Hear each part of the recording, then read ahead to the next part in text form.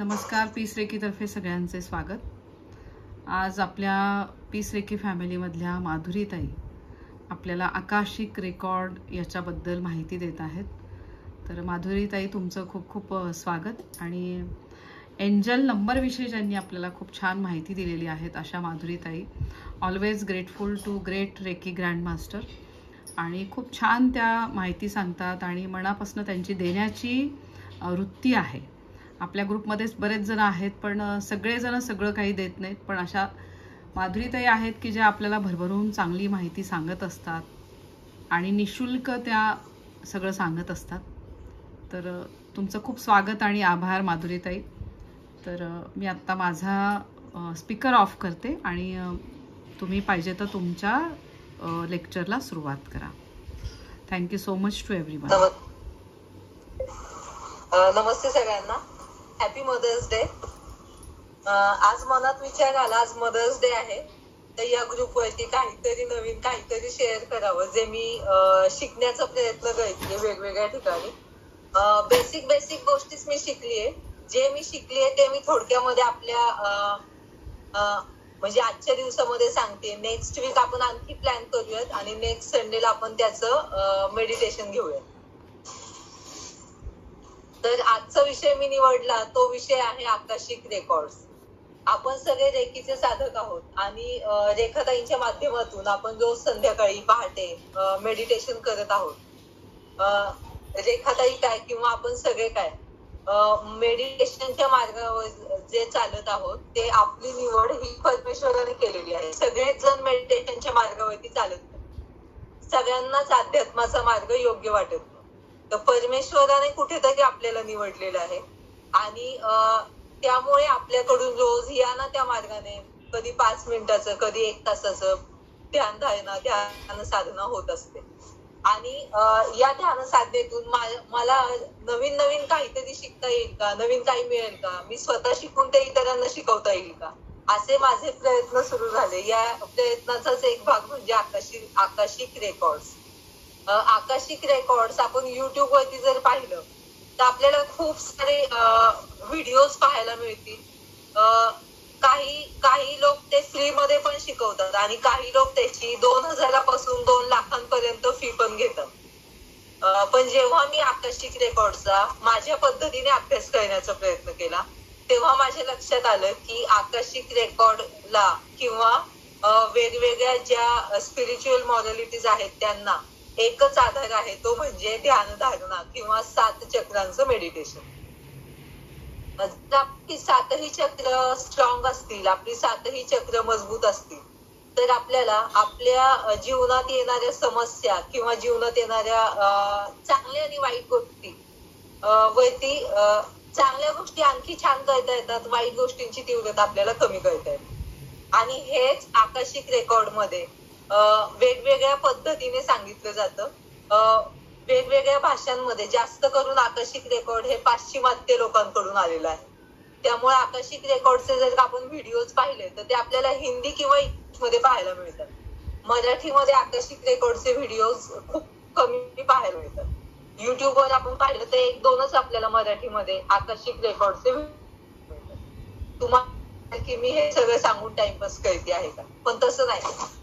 मी YouTube वरती अनेक Akashic रेकॉर्डचं एक पुस्तक काही प्रमाणात वाचलं, सगळं नाही वाचलं. म्हणूनच मी म्हटलं आपण नेक्स्ट वीक पण पुन्हा घेऊया. आज आपण थोडा घेऊया. तर आकाशिक रेकॉर्ड काय आहे, ते कसं पाहायचं, त्याचा खरंच आपल्याला उपयोग होतो का?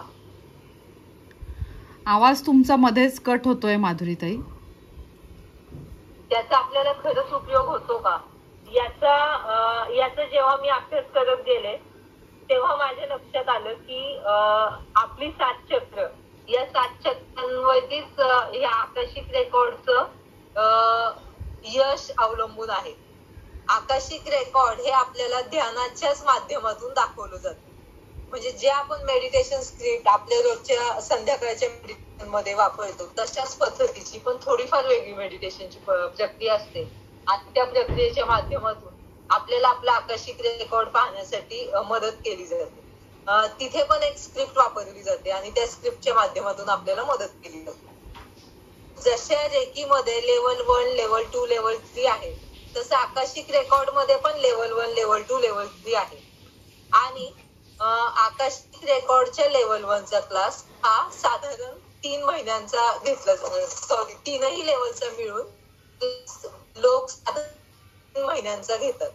आठवड्यातून 1 दिवस शिकवलं जातं, तुम्हाला त्यावर काम करायला सांगितलं जातं, अभ्यास दिला जातो आणि त्या अभ्यास पुढच्या आठवड्यामध्ये चर्चा केली जाते की मागच्या आठवड्यामध्ये जे सांगितले ते तुम्ही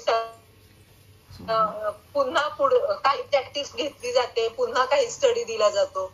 असं करत हा 3 महिन्यांचा कोर्स आकाशिक रेकॉर्डचा काही लोक घेतात. आणि काही लोक असेही आहेत की जे फ्री मध्ये देतात, फक्त 4 दिवसामध्ये ते फ्री मध्ये देतात. हिंदीमध्ये असा आपल्याला कोर्स पाहायला मिळेल, मी तो केलेला आहे आणि मला सांगायलाही आवडेल की विश्व रेकी अभियान संस्था जी आहे त्यांचा आकाशिक रेकॉर्ड दरवर्षी वर्षातून 1 वेळा फ्री मध्ये असतो.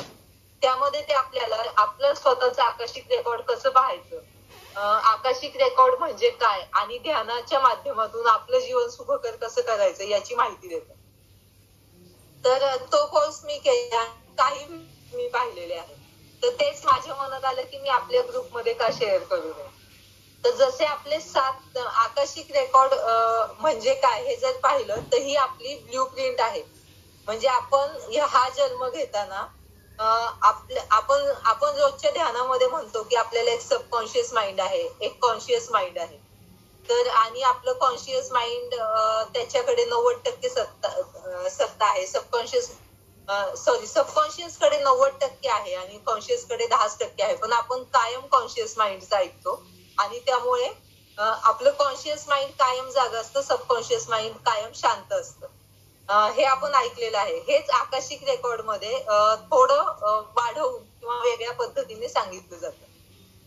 आपल्या या जन्मासोबत आपलं कॉन्शियस माइंड आपल्या सोबत येतं आणि आपला जन्म जेव्हा आपला मृत्यू होतो तेव्हा कॉन्शियस माइंड आपल्या सोबत मृत्यू पावतं, म्हणजे संपतं. पण सबकॉन्शियस माइंड हे असं आहे की जे मागच्याही जन्मांमध्ये आपल्या सोबत होतं आणि ह्याही जन्मामध्ये ते आपल्या सोबत आहे.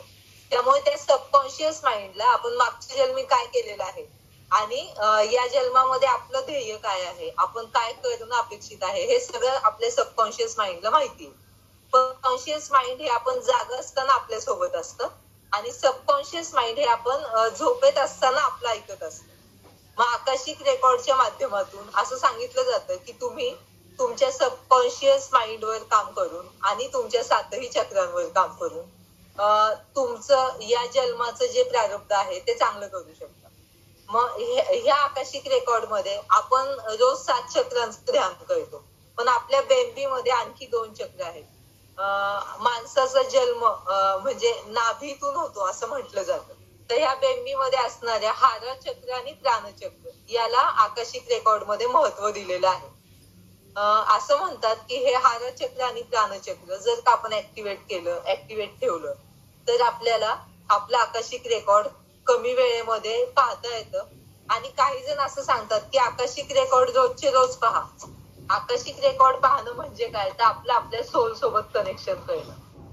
आकाशिक रेकॉर्ड पाहण्याच्या वेगवेगळ्या पद्धती सांगितल्या जातात की तुम्ही लिहिण्याच्या माध्यमातून पाहू शकता, रायटिंग फॉर्म मध्ये.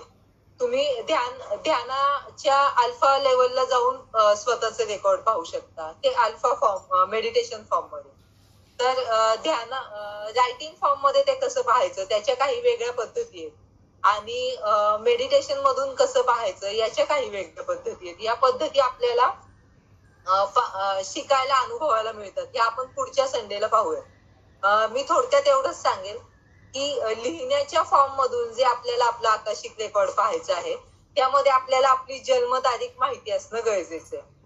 जर का आपल्याला आपली जन्मतारीख माहिती असेल, फॉर एक्झाम्पल माझी जन्मतारीख 18 जानेवारी 1979 आहे, तर मी माझी जन्मतारीख लिहून काढली तर मी त्याच पानावर खाली 1 ते 9 अंक लिहिणं मला अपेक्षित आहे आणि त्या 1 ते 9 अंकांमध्ये वेगवेगळ्या चक्रांची नावं लिहिणं अपेक्षित आहे. जसं पहिलं चक्र आहे ते मूलाधार चक्र 1 नंबर, 2 नंबर स्वाधिष्ठान चक्र, 3 नंबर हारचक्र, 4 नंबर प्राणचक्र, 5 नंबर मणिपूर चक्र, 6 नंबर हृदय चक्र, 7 नंबर विशुद्ध चक्र, 8 नंबर आज्ञाचक्र आणि 9 नंबर सहस्रार चक्र. तर आपल्या जन्मतारखेमध्ये आजचं सगळ्यांना हा होमवर्क असेल की आपली जन्मतारीख लिहा आणि आपल्या जन्मतारखेमध्ये मिसिंग नंबर्स कोणते आहेत ते पहा. जे मिसिंग नंबर्स आहेत ते मिसिंग नंबर हे आपण घेतलेले आहेत. जन्मतारीख ही आपणच मागून घेतलेली आहे. जर आपण आपल्या या मिसिंग नंबर्स वरती ध्यानाच्या माध्यमातून किंवा एंजेलिक रायटिंगच्या माध्यमातून किंवा आकर्षिक रायटिंगच्या माध्यमातून काम केलं तर आपले मिसिंग नंबर वाले चक्र ऍक्टिव्हेट होतात आणि आपलं जीवन यशस्वी सुखकर व्हायला मदत होते.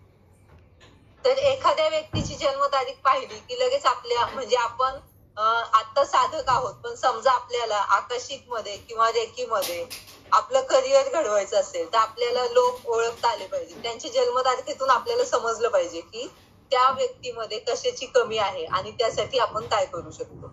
मग लेवल 1 मध्ये आपल्याला ही माहिती दिली जाते आणि लेवल 2 मध्ये आपण काय करू शकतो हे सांगण्यासाठी ते 1 महिना घालवतात.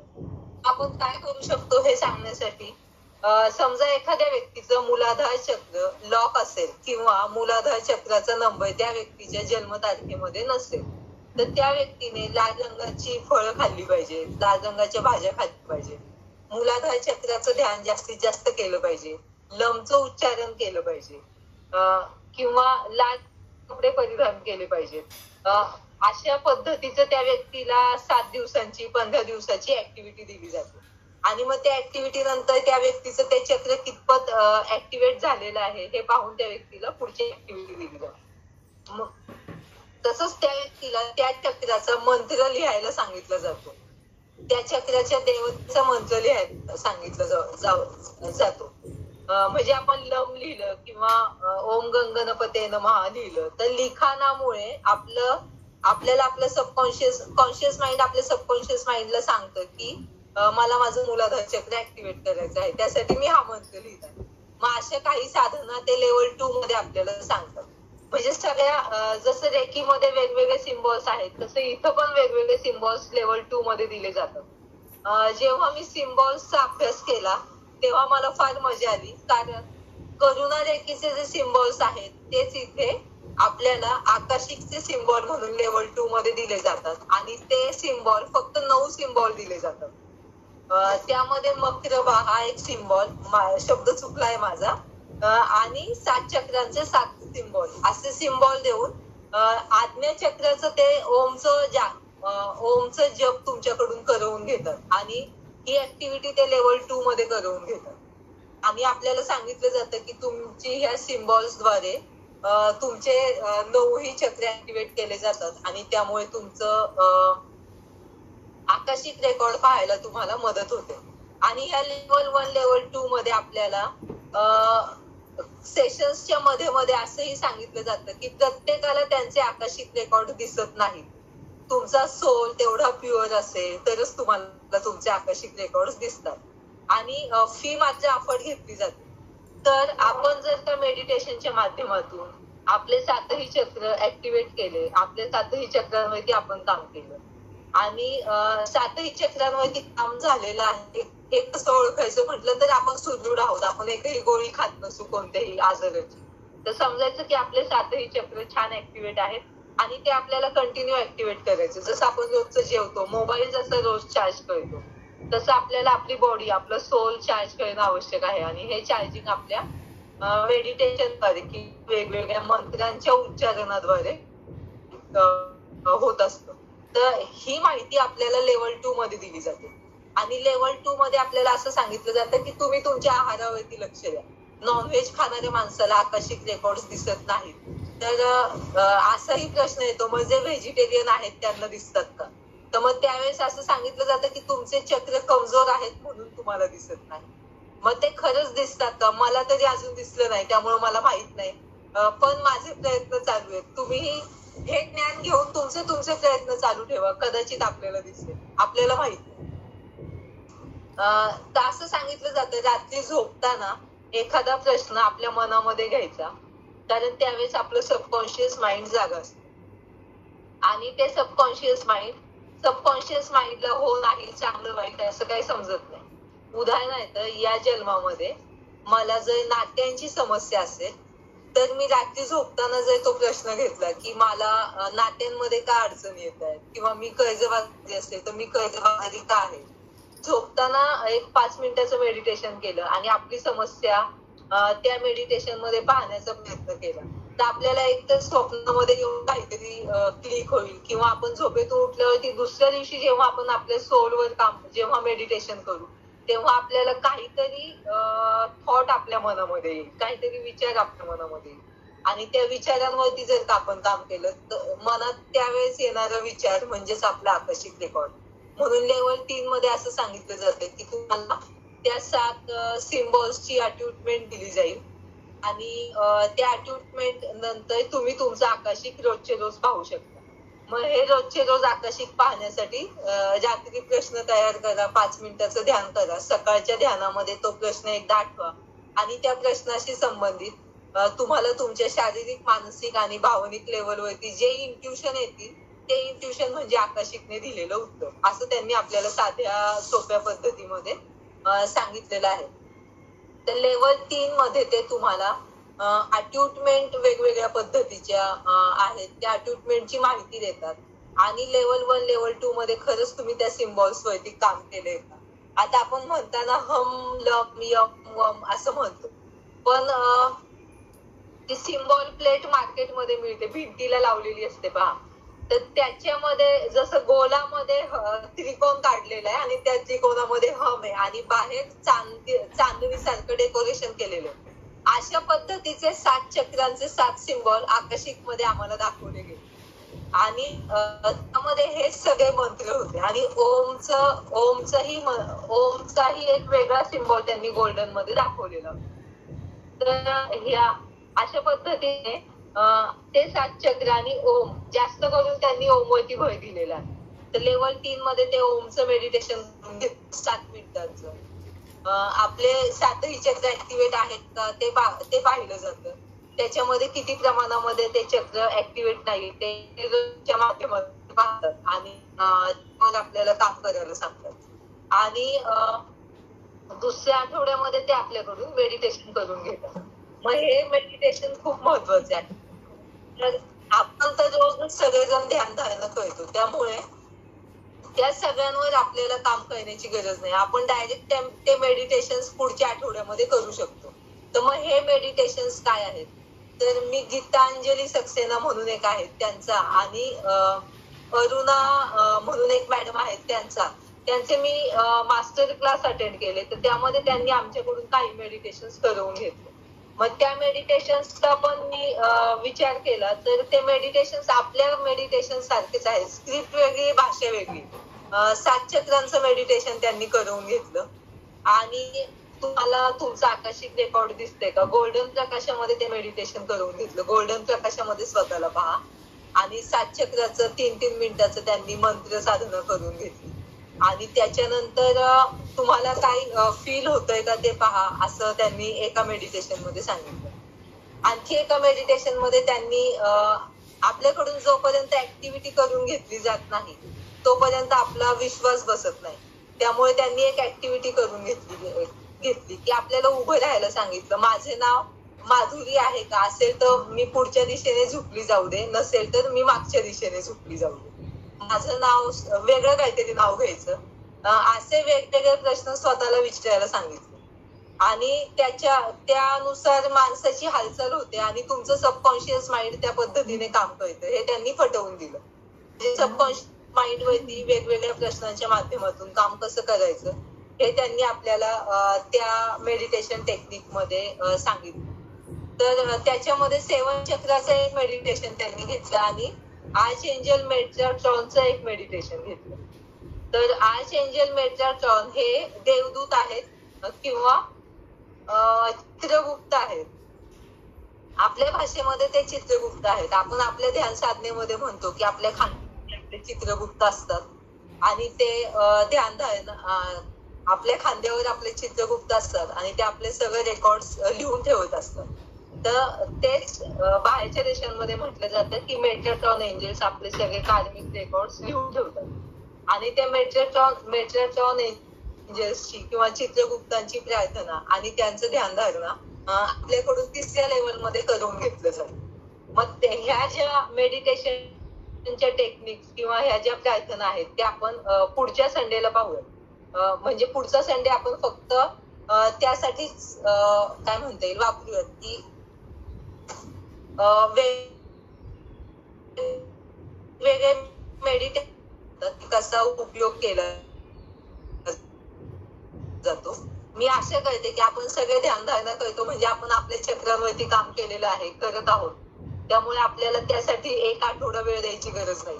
आपल्याला जर का डोकेदुखीचा त्रास असेल, डोळ्यांचा त्रास असेल तर आपण आपल्या आज्ञा चक्रावरती जास्त काम करूयात. त्याच्याशी संबंधित रंग, डार्क निळ्या रंगाचे कपडे वापरूयात किंवा त्या निळ्या रंगाचं एखादं सरबत पिऊयात. म्हणजे खाण्यामध्ये आणि कपड्यांमध्ये आपण आपल्या ज्या चक्रामध्ये दोष आहेत त्या गोष्टी वापरल्या तर आपला तो दोष हील व्हायला मदत होते. किंवा त्या चक्राविषयी आपण पॉझिटिव्ह अफर्मेशन्स देऊयात म्हणजे ते हील व्हायला मदत होते. तर हे सगळं काम आपण पुढच्या संडेला करूयात. तर पुढच्या संडेचं मेडिटेशन किंवा आकाशिक रेकॉर्ड्सचं ऍक्टिव्हेशन हे खूप महत्वाचं असेल. तर आज जे आहेत त्यांनी आणि ज्यांना जॉईन होण्याची इच्छा आहे अशा सगळ्यांनी पुढच्या संडेला दुपारी 2 वाजता नक्की जॉईन करा. तर आकाशिक रेकॉर्ड्सच्या लेवल 1-2च्या माहितीमध्ये असं सांगितलं जातं की आपले पालक किंवा आपण आपला हा सोल म्हणजे जेव्हा आपण जन्माला येतो तेव्हा आपण ठरवतो की आपली आई कोण आहे आणि त्या आईच्या पोटी आपण जन्म घेतो आणि जन्माला येतो. कारण आपल्या मृत्यूनंतर आपल्या आकाशिक दुनियेमध्ये नेलं जातं. आपला सोल खूप लाईट म्हणजे सोल प्रकाशासारखा आहे. खूप त्याला वजन नाहीये. शरीराला वजन आहे पण आत्म्याला वजन नाहीये. तो काही सेकंदामध्ये कुठेही जाऊ शकतो, काहीही पाहून येऊ शकतो, कोणतीही चांगली वाईट क्रिया करू शकतो. आत्म्यामध्ये तेवढी ताकद आहे. तर जेव्हा आपला मृत्यू होतो, जेव्हा या जन्मामध्ये माझा मृत्यू झाला तर माझा तो सोल काही सेकंदामध्ये आकाशामध्ये भरारी घेतो. आणि ती जी म्हणजे आता आपण काही व्हिडिओ असे पाहतो की एखादा संत एक्सपायर झाला, एखादा संत गेले तर त्यांची ज्योत गेलेली दिसते असं व्हिडिओ मध्ये दाखवतात. ते कितपत खरं खोटं आपल्याला माहित नाही पण आत्म्याचा प्रवास अगदी तसंच असतो. काही सेकंदामध्ये आपला आत्मा या भूतलावरून आकाशाकडे वाटचाल करतो आणि ही जी भूतलावरून आकाशाकडे वाटचाल केली जाते ती वाटचाल काही सेकंदाची असते. पण तिकडे आपल्याला आपले स्पिरिट गाईड म्हणजे कोण तर प्रत्येक माणूस आपल्या मरणानंतर नवीन जन्म नाही मागत. काही जण खूप आध्यात्मिक असतात, प्युअर सोल असतात, तर ते म्हणतात की मला पुढचा जन्म नको, मी माझ्या लोकांसाठी स्पिरिट गाईडचं काम करेन. मग हे स्पिरिट गाईड हे एंजल असतात. एंजल वेगळे आहेत आणि स्पिरिट गाईड वेगळे आहेत. स्पिरिट गाईड म्हणजे आपण ज्या घरामध्ये जन्म घेतो त्या कुळाची अशी एखादी व्यक्ती की जिने आध्यात्मिक प्रवास तिच्या मागच्या जन्मांमध्ये केलेला आहे, तिने तेवढं संचित मिळवलेलं आहे की ती एक स्पिरिट गाईडचं काम करण्यासाठी पात्र झालेली आहे. ती प्रत्येकाला लाभलेली असते पण त्या स्पिरिट गाईडशी कसा संवाद साधतात हे आपल्याला माहित नसतं. आणि एंजल्स हेही प्रत्येकाकडे असतात. त्यांना देवदूत किंवा चित्रगुप्तांच्या माध्यमातून आपल्याला मिळालेले आपले देवदूत असं म्हटलं जातं. एंजल्स आणि हे स्पिरिट गाईड त्यांच्या पण काही पायऱ्या असतात. म्हणजे 7 आर्च एंजल्स आहेत तर त्या 7 आर्च एंजल्स पैकी कोणते तरी 2 एंजल्स आपल्या सोबत असतात. आपल्या कुळातील कोणते तरी 2 स्पिरिट गाईड आपल्या सोबत असतात. कधी ते एकच असतात, कधी ते वेगळे असतात. त्यामुळे ह्या स्पिरिट गाईडच्या मदतीने किंवा एंजल्सच्या मदतीने आपण ध्यान धारणा करून आपला आकाशिक रेकॉर्ड पाहू शकतो. तर जेव्हा आपला मृत्यू होतो तेव्हा आपल्याला आपल्या आत्म्याचा प्रवास काही सेकंदामध्ये या पृथ्वीवरून आकाशाकडे होतो.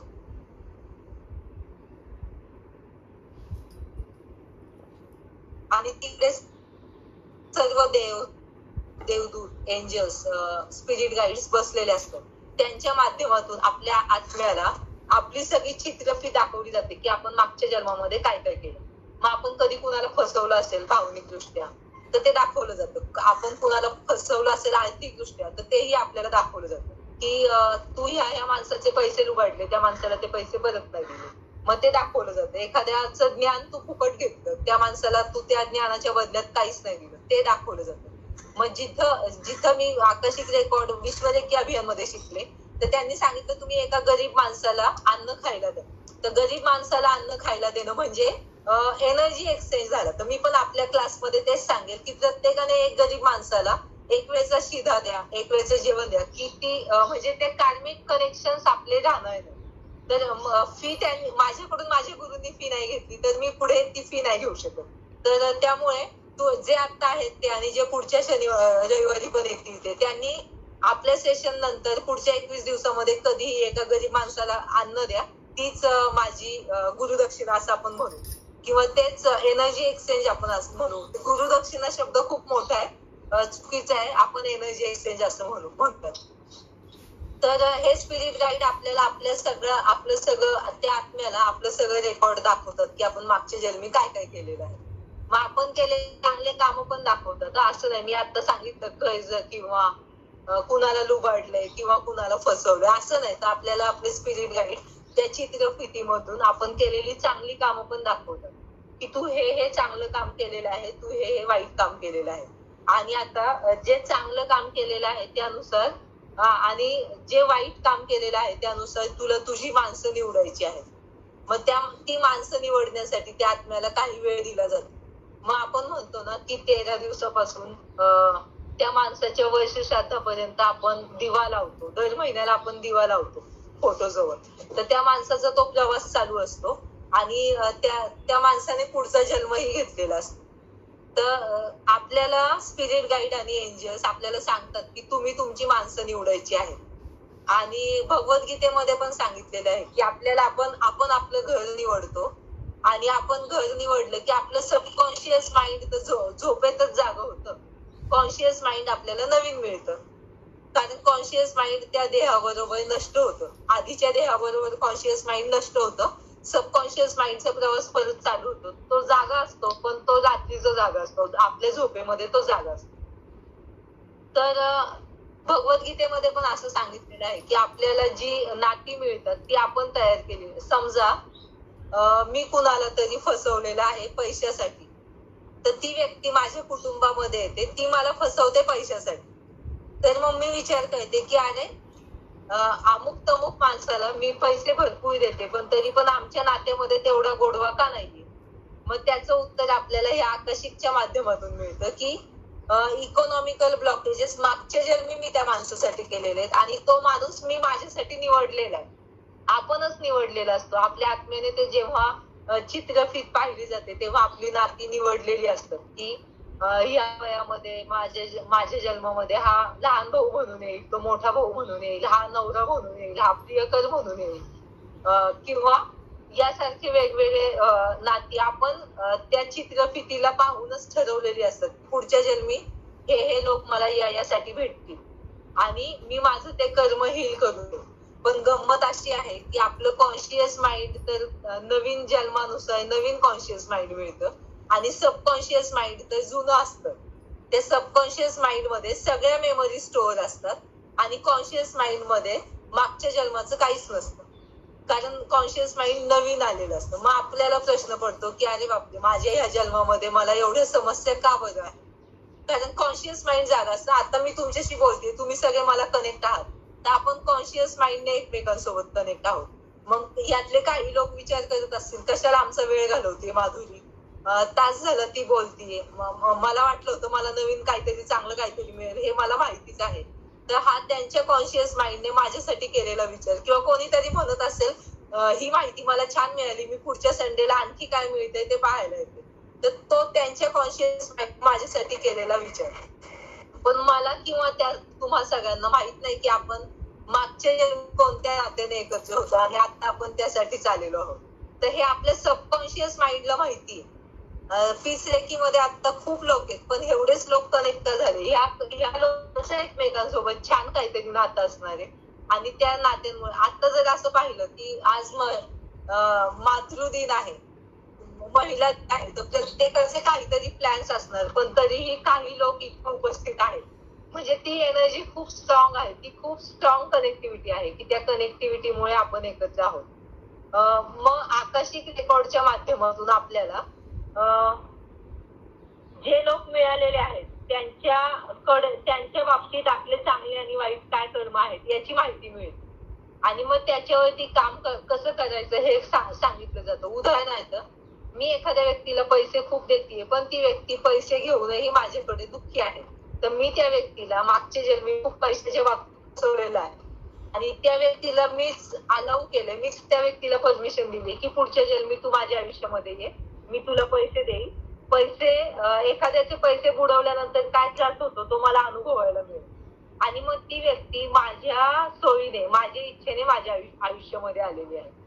एखादी व्यक्ती मागच्या जन्मी माझ्याकडे आजारपण घेऊन आलेली होती, आणि मी त्या व्यक्तीकडे त्या आजारावरती मात नाही केली, तर मग मला या जन्मामध्ये खूप सारे आजारपण येतील, आणि त्या व्यक्तीला मी सांगेल की तू आता सिनियर बनून माझ्या आयुष्यामध्ये ये.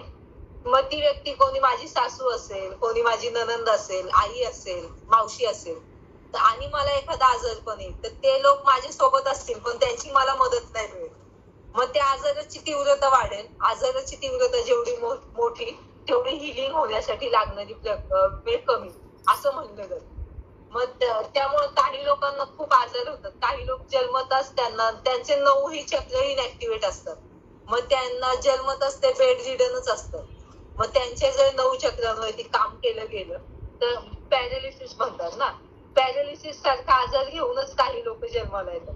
पण जर का त्यांच्या त्या 9 चक्रांवर 43 दिवस कंटिन्यू काम केलं गेलं तर ते लोक सुद्धा चालायला बोलायला लागतात. म्हणजे त्यांनी निवडलेलं असतं की मी मागच्या जन्मामध्ये असं त्रास दिलेला आहे, तर मला ह्या जन्मी पॅरालिसिस झालं तरी चालेल. पण त्याच्या आई-वडिलांनी, त्या बाळाच्या आई-वडिलांनी ते ठरवलेलं नसतं. मग ते आई-वडील त्या बाळासाठी खूप सारे पैसे खर्च करतात, पण खूप सारे पैसे खर्च करूनही त्या बाळाचं हिलिंग होत नाही. त्या पालकांना पण समजत नाही की मी काय करू, म्हणजे ते मग अध्यात्माकडे जातात. ते कोणीही काही सांगू दे, ह्या झाडाला प्रदक्षिणा घालतील, ह्या देवाची पूजा करा करतील, त्या मुलासाठी ते वाटेल ते करायला तयार होतात, पण त्यांना त्या मुलामध्ये यश येत नाही. पण त्या मुलाचं जर का त्या मुलाच्या मनात जर तसा विचार आला, किंवा त्यांना जर तसा गुरु मिळाला की त्याच्या 9 चक्रांवर काम करा, आणि त्याच्याकडून माफीचं हे करून, म्हणजे घडवून आणा की त्याने जर तुम्हाला काही त्रास दिला त्यांनी माफी मागू दे, तुम्ही त्याला माफ करा. जर का हे कनेक्शन जर तुम्ही माफीच्या माध्यमातून हील केलं तर तो मुलगाही चालायला बोलायला लागेल. मग ही माहिती आपल्याला आपल्या आकाशिक रेकॉर्ड्सच्या माध्यमातून मिळून जाते. जसं मी सुरुवातीला सांगितलं की आपल्या बर्थ डेटचं खूप महत्व आहे आकाशिक रेकॉर्ड्स पाहतात. मग त्या बर्थ डेट मध्ये त्या 9 चक्रांमधला मिसिंग नंबर, त्या मिसिंग नंबर वरती आपण करायचं काम, म्हणजे आपल्याला ह्या जन्मामध्ये मिळालेलं यश. हे अगदी थोडक्यात असलेलं सार म्हणजे आकाशिक रेकॉर्डचं सार, की आपल्या जन्म तारखेमध्ये जे मिसिंग नंबर आहेत त्या मिसिंग नंबर्स वरती आपण या जन्मामध्ये केलेलं काम. उदाहरणार्थ, माझं स्वादिष्टान चक्र